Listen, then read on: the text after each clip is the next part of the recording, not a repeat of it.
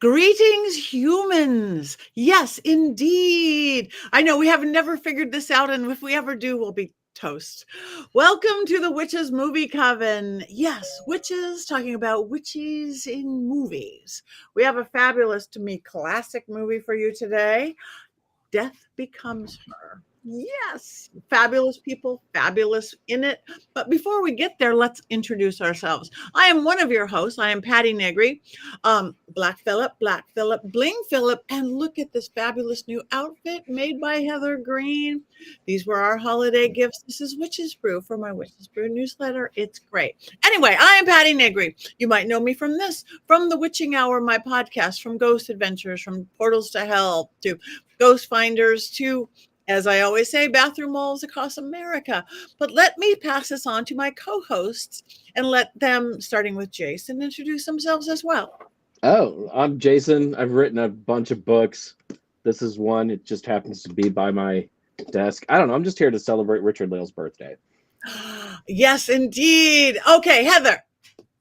Hi, I'm Heather Greene. I'm the author of Lights, Camera, Witchcraft. Here it is. I am a journalist in the area of witchcraft and the occult, as well as an author at Llewellyn Worldwide. And I am also here to ring in the new year and to celebrate Richard-Lael's birthday. Yes, and now we're going to get all the way back to the birthday boy himself. Some of you were able to go to the slumber party yesterday. Some of us weren't, but we do want to wish you happy birthday, Richard-Lael. That would be me. Richard-Lael is one name, not two. If I were Richard, I would be a. With that, I am known as the Gentleman Psychic. I am seen sometimes in Ghost Adventures. Sometimes you might see me in a background of some sitcom or a show. That's been for a while, but I still get comments about that. I am here in New Orleans. I am excited for tonight's movie because as much as I love the Addams Family, this is probably equal to it. So not to give anything away, but you know how I'm going to vote because I picked this film. Yes, this was his birthday pick, and I'm so glad. It was a perfect birthday pick. Now, Courtney may look a little different to everyone today. Courtney is actually feeling a little under the weather. So we have our favorite, most common guest, beautiful costume designer, Chad Everett, or Chadley the Magnificent, which that came down, I don't know what it was, or Chad Hatter. Welcome. Thank you for coming today, Chad. What's new with you? I'm so happy to be here. Happy birthday, Richard-Lael. When I woke up this morning, the walls were weeping blood and the dogs outside were forming into packs. And I said, it's Richard-Lael's birthday. I'm so happy to be here. I hope I'm able to occasionally interject something good, but I'm currently in the middle of a project that is due this weekend. I'm covering a pair of shoes with rhinestones. So we're going to see how far I get by the end of the show. So thank you all for having me. And I'm actually wearing a shirt that was a gift from y'all. It says Internationally Ignored Cosplayer. So I've got that going for me. It's beautiful. Fabulous. Thank you as well. So yes, Death Becomes Her. But before we get there, before we get to the fun and games, of which this is, happy first day. We do want to wish everybody Happy New Year. We may be in for quite a ride on this, but we are magical people. Let's turn it into the year we want. But it did start out with a rough road. We want to send out some love to the people in New Orleans. Tragedy started this very year. So whether you want to do a spell, you want to do a moment, you want to do a prayer, you want to send some good thoughts out to everybody in our beloved New Orleans right now. I don't know if they're still even on lockdown right now. I heard that the street is still closed. So I mean, I haven't been out of my house, but I've heard that the street is still closed. Okay. And yes, we send love to you because you live there in that fine city. And we're glad that you were not on Bourbon Street at that time. And love to those. So everybody let's take a 15-second moment of silence.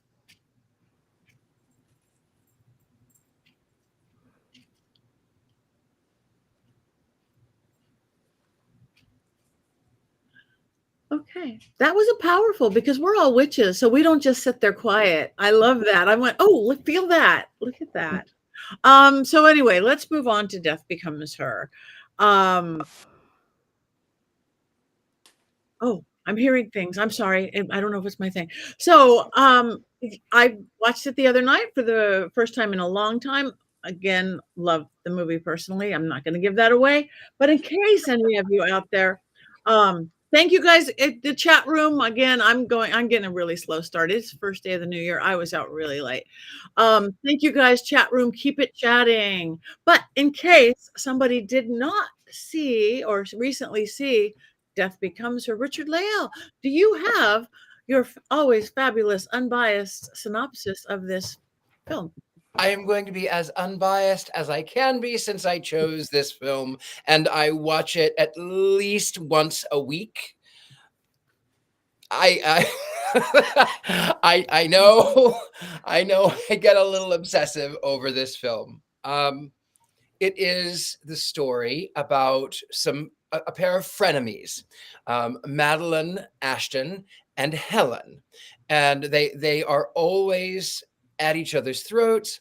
It begins in 1972 on Broadway, where they are doing a stage musical production of Tennessee Ernie Williams' play, The Sweet Bird of Youth, about an aging actress who ends up by seeing a man witch. Anyway, that's a side note to the story. So as sort of a test, Helen has brought her new fiance, Dr. Ernest Manville, to see this play with Madeline Ashton. And it's a test. If he can pass this test, this is someone that I will marry, because so many times, so many people have failed, and time again, this is sort of like, please let this be the one. Please let this be the one. And she goes backstage to meet Ashton, Madeline Ashton. And of course, they have these nicknames back and forth, Mad Hell, which is funny. But they meet, and instantly, Dr. Ernest Melville is enamored with and in love with, if that can exist instantly, with this actress.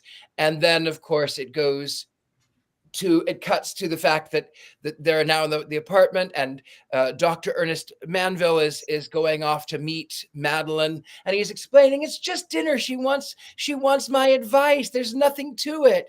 And Goldie Hawn's character of Helen is saying, please, just please, don't fail. Well, you cut again, and you find that Madeline Ashton and Dr. Ernest Manville are getting married. And then it jumps a time leap into the future, where she is now a crazy cat lady, and she's gained a lot of weight, and she hasn't clearly paid her rent, and she goes to a psych ward where she is obsessed over Madeline Ashton and getting revenge. She wants so badly to destroy Madeline Ashton. And when they are in the group session, they say, well, is there anything that you would like to talk about? And she says, Madeline Ashton, which sends all of the other people in the psych ward even further in their lunacy.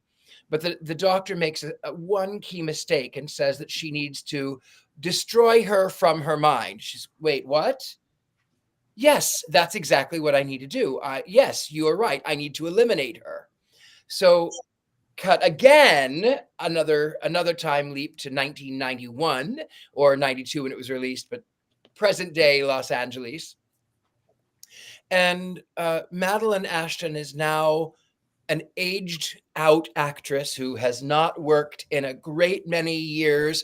And because of her sort of obsession and her cruelty to Dr. Ernest Manville, he is no longer a plastic surgeon. She has taken this brilliant doctor and turned him into a mortician who drinks himself to death. Not literally, but almost. And they are then invited to this book club about what was the name of the book? It was something about Forever Young. Forever Young. So they're expecting for this Helen to be this rotund, frumpy woman, and out steps Jessica Rabbit. Yes, Zemeckis did both films. Anyway, out steps Jessica Rabbit, and it is Helen, who is now gorgeous, just gorgeous, head to toe, beautiful dress, and she looks like she's in her 20s. And nobody can understand, well, how can she be 50? And what is her secret? And how can she do this? So it turns out that a plot is hatched. And in this plot, Helen has gone back to Dr. Ernest Manville and has sort of seduced him as a way to get back at her old friend. And the plot happens here is that you find out that they both taken the secret potion, Isabella Rossellini, secret potion, elixir of life, reincarnation, all of this. And then, of course, they end up by being dead. One falls down the stairs, one has an accident with a weapon. And they are both miracles, but they're dead. And they fight and fight and fight and fight and fight. And then they find out that Ernest is going to go away.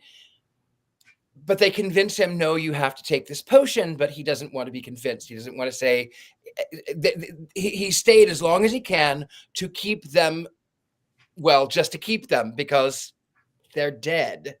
And they need continual patching and spray paint and body filler, and because, again, they're dead.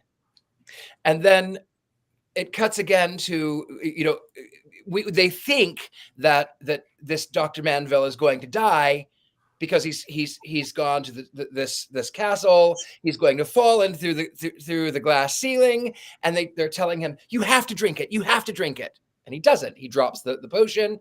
He falls through into the pool. He survives. It jumps to the funeral of Dr. Ernest Manville sometime in the future, when he had been an aged man, and the person giving the eulogy extols the virtues of how that Dr. Ernest Manville, at 50 years of age, changed his life around and, like a biblical patriarch, had spread the joys to his own family and to his adopted family. And no one forgets how that he would tell the tall tales of the living dead in Los Angeles. And then as they are laughing, the girls are fighting. They can't find the spray paint because they're looking for this certain color of spray paint, and they can't find it. It's not in the bag.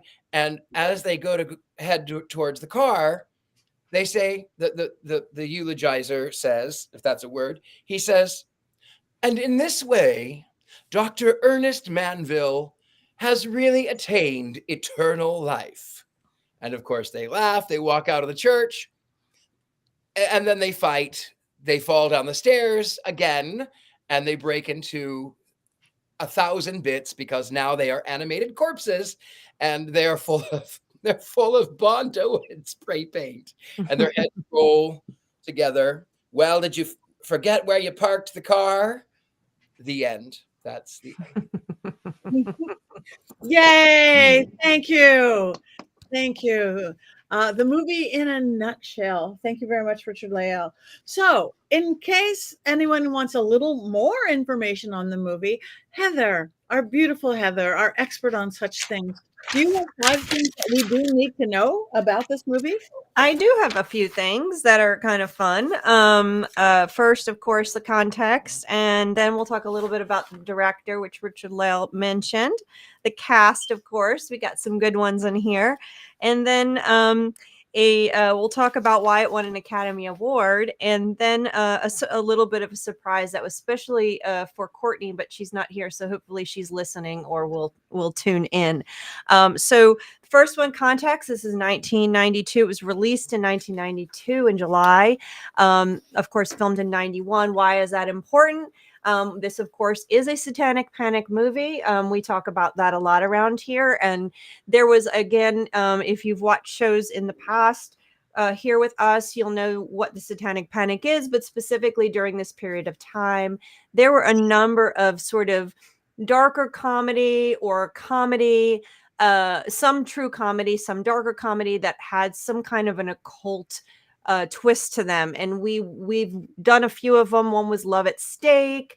Another one would be now 4 Rooms. The first episode of 4 Rooms had one. We've done a few others. And that there was this sort of, the occult kind of ran through different genres, and there were a number of them. And this one sort of fits in, even though it's not explicitly witchcraft like we saw in Love at Stake. It still fits. It still fits into that. This is definitely has an occult theme here, and I'll get to that in maybe later. Because I have an interesting take on that I will share later. So the director, Rod, I can't talk tonight. It is the 1st of the year, isn't it? Robert Zemeckis.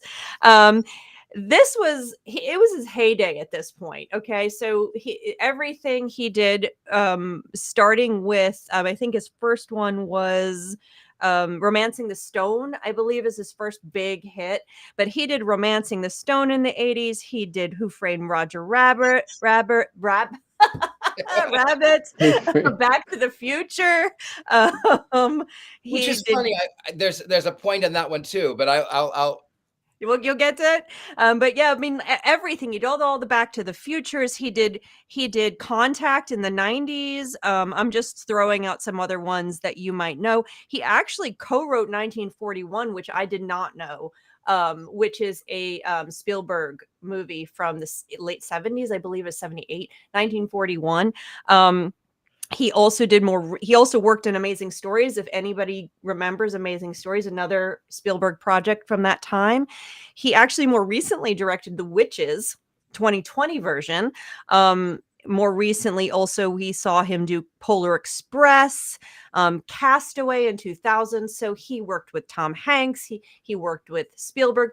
If you watch enough of his films, you can really see the themes and the style. He has a very Hollywood 80s style that, I don't know, that's the way I see it, sort of like Spielberg. It's a similar type of style, but very successful. Lots of other films. Those are just a few. And I think so that's notable because some of the actors and actresses that you see in these films are similar. They worked with him. So let's see, we have Meryl Streep, of course. A lot of these actors were in their heyday and very well known. So this cast, great director, well-known cast. Meryl Streep, who is, I think, the winningest or the most nominated actress of Academy Awards. She's won 3. She's been in everything. If I have to list out, we'll be here all night. Of course, I have to mention she was in Into the Woods because that's a witch and it's a musical. So I have to mention that. Also, Mamma Mia, and everything from Devil Wears Prada to Bridges of Madison County. She was brilliant in that. She's brilliant in everything. I'm just going to say that. Goldie Hawn, of course, also well known at the time, not quite as winning Academy Award winner, but a household name. She is the mother of Kate Hudson. She's a longtime partner of Kurt Russell. If you didn't know that, she was at that point known for things like Overboard and Private Benjamin. Lots of stuff. She was very well known at that point too. Popular. Bruce Willis, of course, just beginning his career really in the 80s. He came on the scene in the TV show Moonlighting was when he kind of hit for comedy, but then he went to eventually going to the most popular Christmas movie there is, Die Hard, probably what he's most known for. Of course, I thought he was phenomenal in Unbreakable and Glass, the M. Night Shyamalan movies. So he's done everything from, comedy to serious to action. Of course, Sixth Sense. And unfortunately, we do have to mention that he is now retired because he is unfortunately and sadly suffering dementia. I have always enjoyed his acting in his movies, so that's really sad to see. So, of course, the other big name here is Isabella Rossellini. People not quite as well of a name probably as Meryl Streep and Bruce Willis. She is the daughter of Ingrid Bergman, who you might know from Casablanca, and Roberto Rossellini, a famous Italian director. She was a Lancôme model, so people who saw magazines at the time will recognize her face from that. She was in Blue Velvet. That's what I know her from also. She is in several other movies as well. She's not quite as prolific as an actress in movies as, again, Meryl Streep and Bruce Willis. Some other ones, Mary Ellen Trainor, you would have seen in Die Hard and other Zemeckis films, Goonies, Lethal Weapon, and you might have also noticed a few others. I do want to mention, there was one particular one that I wanted to mention. Let's see. You might have noticed Fabio in pass through, and also I thought it was interesting, and I didn't spot her though. I think she might have been in this Deborah Jo Rupp, who was one of the crazies. She was. That's who she was. She was so young, right? Yeah. I thought that's. I was like, wait a second. I think that's her. Yeah, she was one of them. So she was in there. So Deborah Jo Rupp is in Agatha all along. She's the green witch that they pull along, who's not really a witch. Well, I can't remember her name right now. Also, Hart. Jonathan Silverman was in it from Weekend at Bernie's from the 80s and 90s. He was in it somewhere at some point. So those are a few fun ones. And there were a few others, but there was a lot big cast.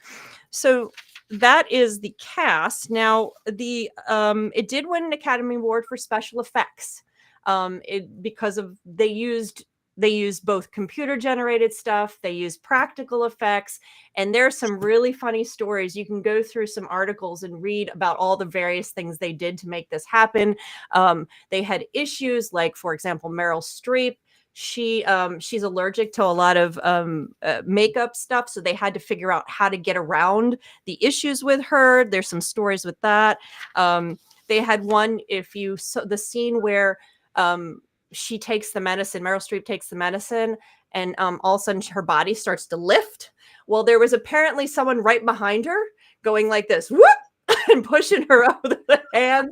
So they have a lot of fun little stories. The stuff that made her large in that one scene, and when she is the cat lady, they had to actually create a new material for that. They called it Flubber Cast. And it was made specifically for this movie.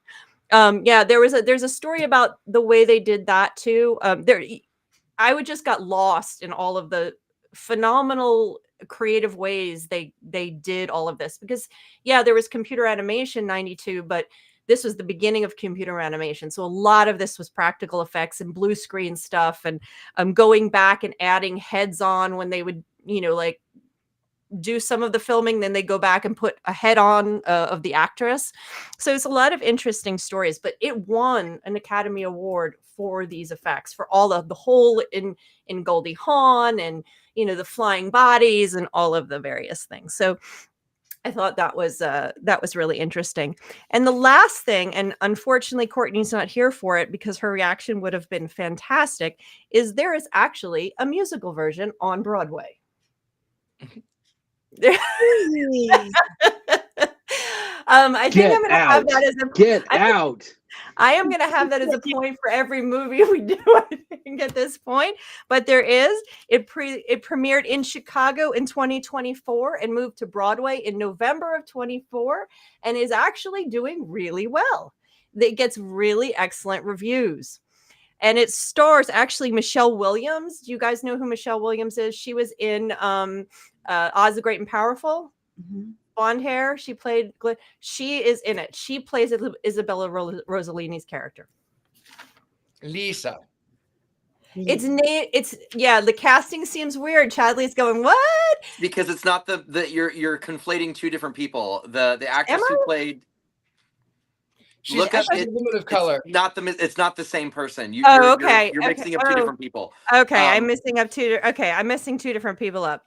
However, there is some interesting overlap with things that you guys have done recently, because the costume designer of the Broadway Death Becomes Her is Paul Tazwell, who also did the costumes for the Wicked film that just came out. Oh, okay. So it's same designer. Yeah. Well, yeah, sorry. I didn't see a picture, so I assumed it was the same as Shel Williams. But it is getting really good reviews. It's the Michelle Williams from Destiny's Child. Okay. That's in the musical. But I will tell you real quick, I have 3 friends who have seen it, and I spoke to them about it because I was curious how they do some of the effects, and I wanted to know so I could have something to talk about.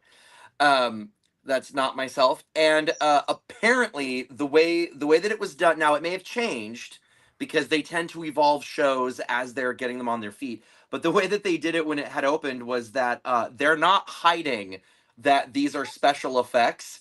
So, you know, she trips to the top of the stairs and freezes for a minute and then moves, and a stunt guy in a dress steps forward and takes her place and falls down the stairs comically, and then he gets up and walks out, and she walks out and lays down, and the scene continues. So like they're playing with it on Broadway, and apparently it's really, really effective. Yeah. Which I think is hysterical. It's gotten, I mean, New York Times, all of the big reviewers have said it is really well done, and probably one of the best well done Broadway musicals made after a movie. So I'm looking forward to it. I was a little, nervous when I first saw it, but now I'm kind of looking forward to its run and seeing, we'll see. I have a couple of more tidbits, if I may, because this is one of my favorite films. When the 2 ladies are fighting back and forth, when did you take it? And then Goldie Hawn's character, Helen, says, October 26th, 1985, which you might recognize from Back to the Future as the date that Marty McFly goes back to 1955. Amazing. Which is kind of funny. It makes me laugh. There are a couple of other things that the themes that it explores. It reminds me a little bit of The Portrait of Dorian Gray, where that one is sort of the caution tale as to what happens if you live and you watch people die and you are this wicked person. On the other hand, there is a contemporary opera by Janacek, 1926, which is one of my favorite operas. In this story, there is 300 years ago, 15 something, there was an alchemist who created a potion that he gave to his daughter that she would, in the words of Isabella Rossellini, sempre viva, live forever. But she takes it, and then she realizes that now Act 2 is 100 years later, and she's changed her name, and she's pursued the opera, and she's pursued being this diva. And then Act 3 is in 1926, contemporary to the time. And she starts realizing after 300 years that now she's started to age rapidly. And so she has to retake this potion, but she finds out that the potion is locked in a castle somewhere in the middle of nowhere. And the Duke says, oh, you want that old thing? Okay, well, I'll give you the potion, but we have to be intimate. And she's like, whatever, just get it over with. And while they're in the course of passion, he pulls off of her and he says, being with you is like being with a corpse. And so he just lets her have the potion. By this point, the feds, the states, or whoever, whatever they would be, have detected that there is something maybe to this potion, that maybe this woman who has changed her name, maybe she always keep the same initials, but maybe there might be something worth investigating here. Well, this woman has an ingenue. She has this assistant who admires this new prima donna of the stage, and she wants to be just like her. So the woman says, well, you know what? I really am tired. I can't keep this up anymore. So here's the potion. You take it, you take the elixir, you do with it what you will, take it. And then the young woman, she's charged with, do I take this potion, or do I watched my mistress suffer? And then she decides, no, this is not for me. And the feds are at the door, and as they burst in, she sets the thing on fire and the curtain falls. So in my mind, I think that Isabella Rossellini's character is actually that assistant, even though it is rumored that she actually is probably Cleopatra. She might be the goddess Isis in some of the other scenes that were deleted. She's much older than she is. I think that she might very well be. She might be Isis. Who knows? Yeah, I love the whole her setup, her castle, the dogs, the beautiful men. That Tom, Dick, Harry, make room for crying out loud. Oh, and keep your around. Can I just say real quick that Richard-Lael and I spend many hours a day daydreaming, and every time we talk about what we would do if we won the lottery, it's not entirely dissimilar from Liesel's setup. And I think that's beautiful. I think that's beautiful too. The dogs, right? No. They're easier to control, that's for sure. I love this movie. I remember when it came out because these were like my favorite people. Goldie Hawn and Meryl Streep and Isabella Rossellini. I was one of those people who would go through the magazines looking at Isabella going, she is the most beautiful woman in the world that I've ever seen. So of course she's going to play that person. What better casting than that? Bruce Willis, I mean, I think he did really great. It's so funny though. I always think of him like a TV actor just because of Moonlighting. And Heather, you probably, I'm only half off topic here. When did it become, in olden days, a long time ago, you were a movie actor or a TV actor. You didn't cross. I remember talking to a dead Marlon Brando once. That sounds weird, and I wanted him to come onto like a TV show, and he was appalled, literally as weird as, because he doesn't do television. So you were a TV actor, the low life, or you were a movie actor. When did that change? That, famous TV actors do movies, and more than that, movie actors do, maybe when like Netflix came in or something. That I think HBO is the one that first started to change it, because that's when you started to see the TV shows that were HBO's TV shows started to become really credible. They started to have a quality to them that exceeded what you normally saw. So I think I really think it started to cross over there. But yeah, I mean, through the 80s into the 90s, maybe Disney also broke some of that with teenagers going back and forth with their movies to their TV shows. So it started to, I think, in that generation, and then going into the 2000s, and of course streaming, and now not so much. But it felt like if you were in TV, that's where you started, and then when you thought that you were like big time, you graduated to movies, right? Because you'd hear people leaving hit shows to go do movies. Like that was a step up back in the 80s and 90s. The one that right? comes And Bruce to Willis mind was that a TV, so, a TV guy. Sorry Bruce to interrupt. this is first day of the year, none of us can talk. Jason, I'm so sorry. You have to remember, I only think about myself.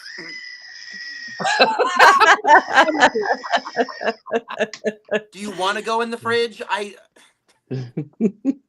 Chad, go. What I was going to say was the one that I remember that really sticks in my head was when Tim Allen was in the Santa Claus. And I remember on Entertainment Tonight and a couple other shows as a child, them like making such a big deal that he was, taking a hiatus from Home Improvement to go be in this Christmas movie. So like, I feel like the shift did kind of happen in the 90s of like TV to movie, which is weird because when I think of Bruce Willis, I think of him exclusively as a film actor. Yeah. Okay, that was it. I'll be quiet now. The other break and the other break from that is Saturday Night Live. Because if you think about the early Saturday Night Live characters, they were doing movies very early on, and that's TV. But I think that's a different animal than what we're talking about. We're talking about like Cosby and Tim Allen and stuff like that. That was a rare thing. And I think I agree with Jason. Movie acting was considered a higher level of achievement to some degree. Although not always the case, though. Some of TV actors were excellent, so and better than some film actors. Yeah, like poor Shelley Long. I mean, she left to do movies, and we got True Beverly Hills out of the deal, right? She should have just stayed on Cheers. I mean, that was a terrible, bad move. Yeah, true. Yeah, death became her career. Yeah. Sorry, Shelley Long. I apologize. I like, or what Tabitha said there in the chat room, that now the actors are doing commercials.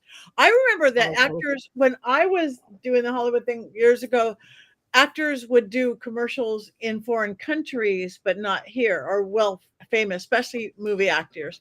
You might see them, hawking, shave cream or food, but not in the US. I have to say that for me, this film, it is so nostalgic because some of my happiest times were spent in Los Angeles, and even when it shows Mulholland Drive, I just love it. I there are so many beautiful things, and to see even all of the dead stars that are at Lisa's party, Elvis Presley popping up. You've got. She says one of her clients simply says, "I want to be alone."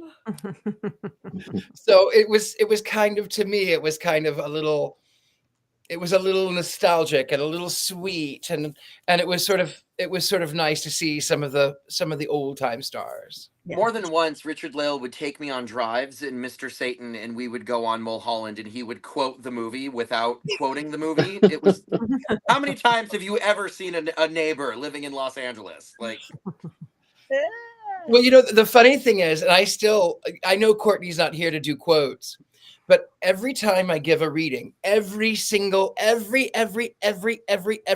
time, and so few people actually get that I'm quoting this film, I will give the reading and I say, "And now a warning." now a warning? Right? Like, you get it.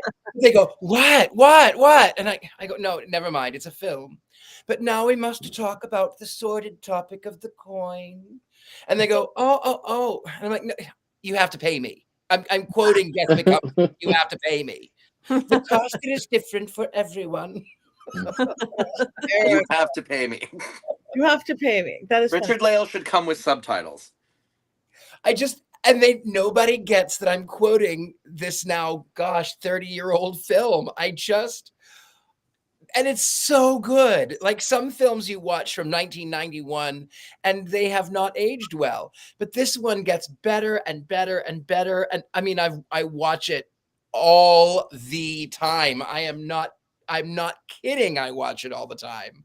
Oh, that makes me so happy. And I agree with you. I'm going to now watch it more often since it was lost and been forgotten to me.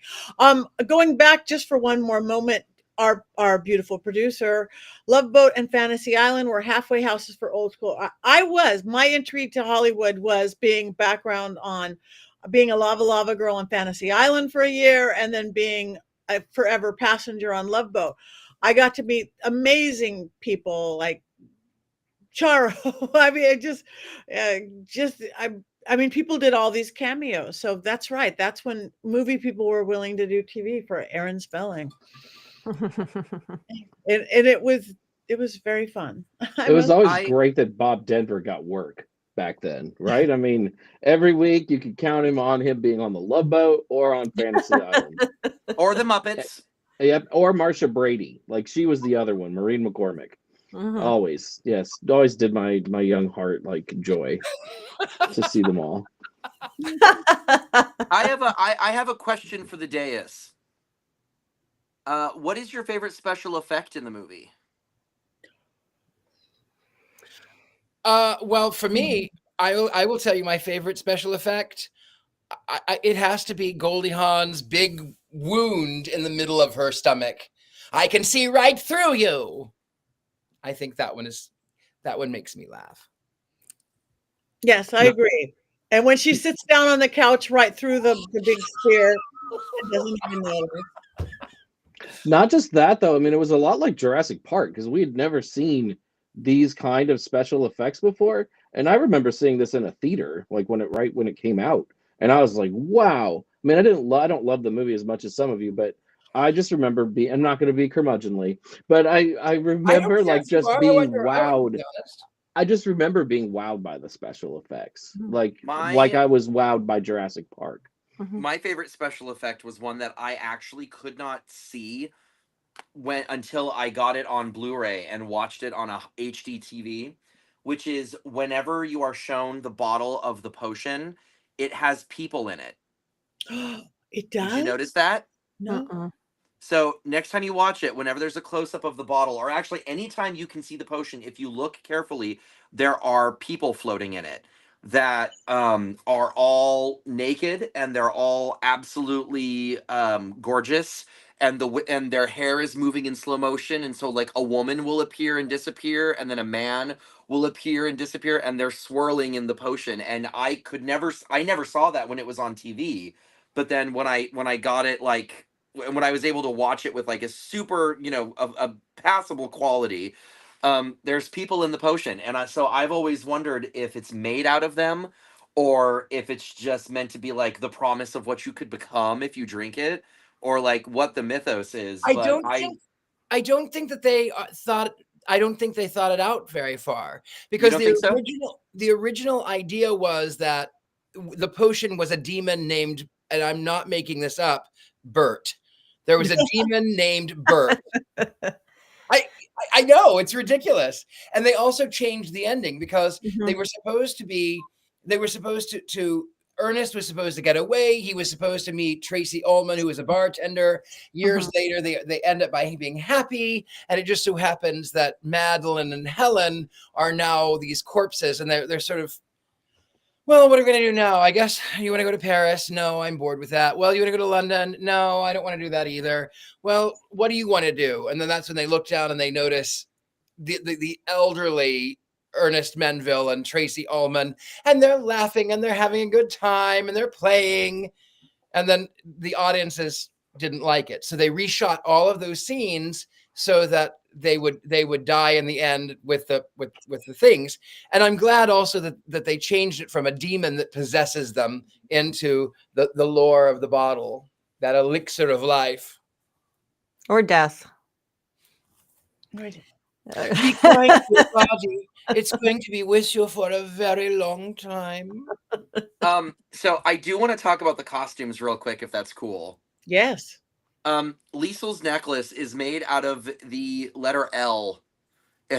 All the little gold thingies is the letter L in like calligraphic script with jewels hanging off of it, and it's just the letter L over and over and over and over and over. And I love that, because when she plucks a little L off of it to pin on Meryl Streep's chest, I love the idea that she's got this chandelier necklace that she just, parts bits and pieces off of. And her bizarre outfit when she comes running out of the house and she's like, you have to get him back with it, when she kicks them out of the cult, her with the collar and the 1920s headpiece. And it is a wild outfit. There was another cut scene, by the by, where the creeper, who's sort of the medical facility, the man who introduces Lisa to Madeline. He was supposed to stand up, do these things. He was going to say things like, "Ladies and gentlemen, there's going to be collection bins going about because we don't want to enforce payment. It really is beneath us. And for you Americans, we no longer accept the American dollar because of the state of affairs." So that was cut, but Wow. Who knew? I don't want to be immortal, but I do like the idea of being able to annoy people forever. So I'm kind of conflictory. I saw this movie as a Faust story, so I didn't see this as a way of life or anything. I totally saw this as a Faustian pact, and Liesel as a devil figure in that story. And this is just the female version of it. Instead of looking for power and great glory that usually you see when men make the pact, you see women are making the pact with women are making the pact for eternal beauty and youth. And that idea to me parallels all my witch film theories, which when women are selling their soul to the devil for witchcraft, they're always looking for love and eternal beauty. The wig for Mrs. DeVry, the wig of Mrs. DeVry, I mean, I could name a whole bunch of them. Women are usually looking for eternal beauty and eternal power, eternal beauty and eternal youth when they sell their soul, usually for witchcraft for that purpose in these movies. And that's how I saw this. And that they aren't specifically looking for witchcraft. They're selling their soul, although they do not know that, because as you pointed out, what's the catch? Hold on a second. There's a catch. That's they're so desperate for revenge, for beauty, for eternal youth, whatever it is, because that means power for women. So that's what they want.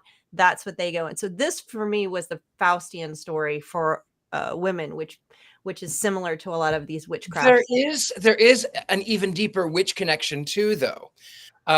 So apparently Death Becomes Her came about because Zemeckis was working on a film, or had worked on a film, where a husband had tried to kill his wife and she wouldn't die because she was a witch. Mm-hmm. And that's where that idea came about. Yeah. And so I'm losing, it is January 1st. So I lost my train of thought there, but yeah. And he was brought on after it was written by, who's it written by? That had the idea. It was written by two people that had the idea, and he liked it, and he came on after, and they did it sort of backwards, he was saying, of bringing people on and all that stuff. So it did come about, and it's interesting to have that idea. And watching it, I'm like, yeah, I know we talk about Liesl being, we've talked about who she could be, Isis, she could be all this stuff. For me, she was very much the witch character. For me, the demon, not demon so much, but the devil witch character, she was the witch in this. Well, one. She even says, a little bit of magic in a world obsessed with science. Yeah, exactly. So she felt like the witch character to me in this. I would almost classify her as the witch, although it's more of the devil, Faustian devil that she plays. So she says she's 70. I'm not so sure about 70. She might just be saying she's 70. So, and I love the idea. I love this movie. I had forgotten how fun it is. It's corny as anything. I mean, the premise of it is so silly, and it could have gone so wrong in so many different directions, but it had just enough silly humor with some of Bruce Willis's lines that he has. Someone quoted one earlier, and some of his stuff that I was like, I forgot. This is fun. This is a fun movie. It could have gone so wrong, so bad. It could have been so bad, but it was not. So I definitely enjoyed it, and I enjoyed watching it again. And I even had my son with me watching it. It was funny. He's like, "What is this?" I was like, "Just watch." I agree. And so LA or Hollywood, like Richard-Lael was saying, that, oh, that's home. That's where we are. And that's what we go for. And that's what is important in the parties and all that. So do we have, without our Courtney, does anybody have quotes? Did anybody want to be Courtney today? Or? I mean, I've been quoting. Yeah, a lot of quotes. Are there, Richard-Lael, are there any other quotes that you say with regularity from this film without thinking about it? Well, not really. I mean, I mostly quote Lisa because I just love her character. I have a story about Richard-Lael. Oh, yes. There's a person that we used to travel in the same circles with who ended up being a venomous, malignant, traitorous human being who was smearing some very dear friends of ours, and then who was recently outed as a online predator of underage persons. And when I called Richard-Lael to let him know that this person had been outed, and because of that outing had disappeared from the internet, Richard-Lael took a long sip from his tea and he said, "These are the moments that make life worth living." I forgot about that. So I hate to interrupt, but I swear it was tangential. That is true. I do. I sometimes even subconsciously quote this film. It just makes me laugh, and this really is one of my go-to films. No matter how bad of a mood I am in, no matter what the world is like, I put it on, and then I can't help but laugh at this Faustian pact with these women, and it just is. It's so darned good, and I guess you know how I'm going to vote. We do. So, all right. But before we vote, Jason, do we have a marvelous Mankey movie moment? Perhaps? Not really like we normally do. No. It's a holiday week. It's tough for me. Also, it was hard to be funny after hearing the news in New Orleans this morning. However, I love the end of this movie, and it's something that has always stuck with me since I saw it for the first time. The idea of immortality being about how you live your life. And I always think of the Bruce Willis character and about a life well lived. And when I think about someone who lives a well life, I think about Richard-Lael, because he hits all of the marks that I think are important for a life well lived. Richard-Lael is always his authentic and true self. Nobody dresses better, but you know that when he speaks, it's coming from his heart. It's coming from a real place, and it's not all just an act.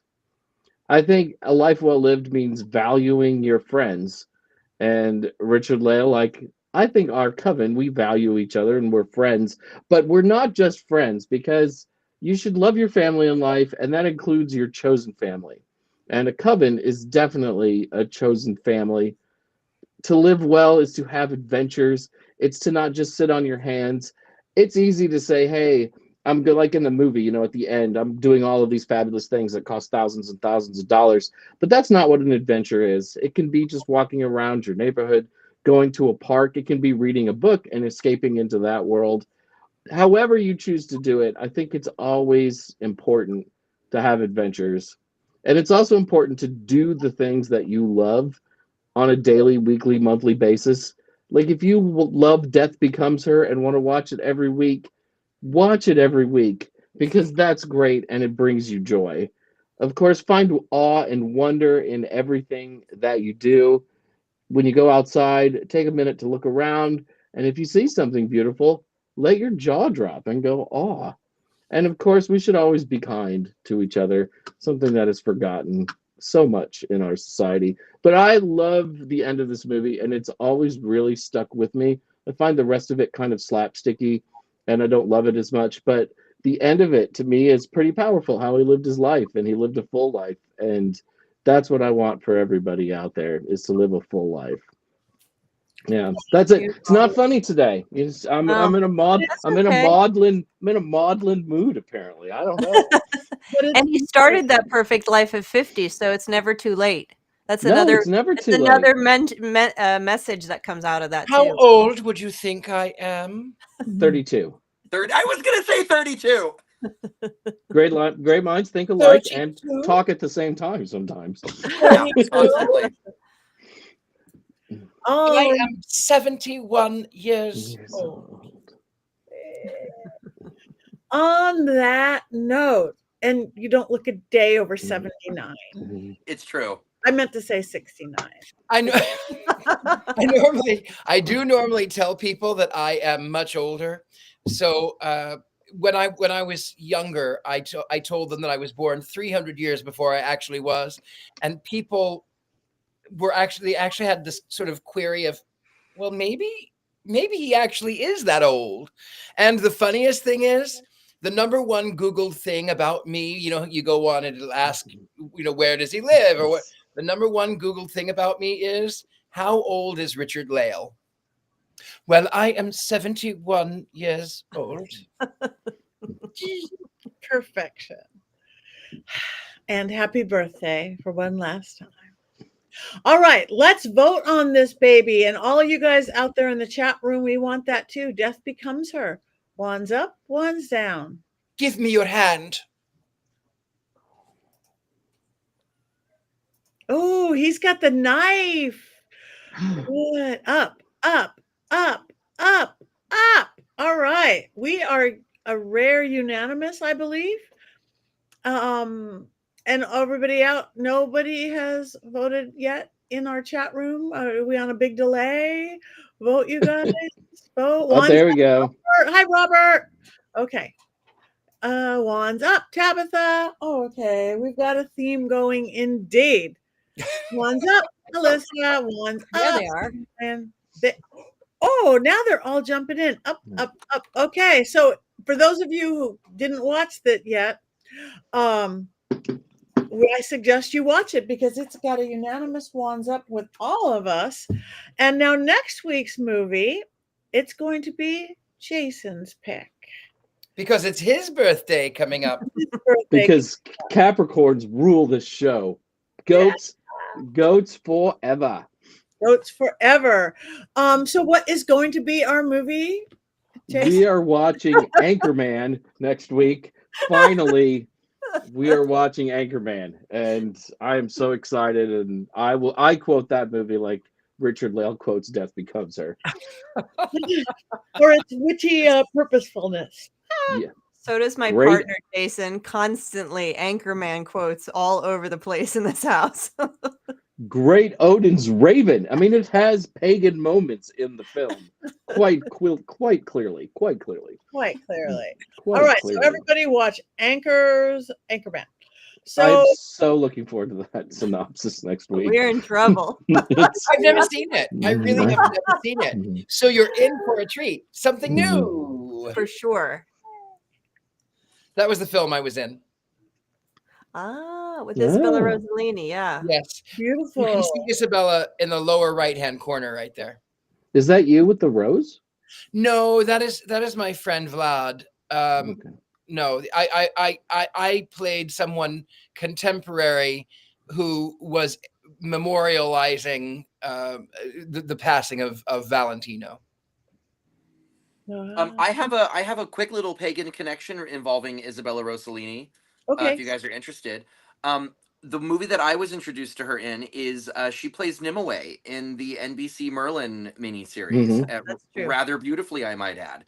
So she is no stranger to sort of the pagan mythos. Beautiful. How's those shoes going, chat? Boom. Bling.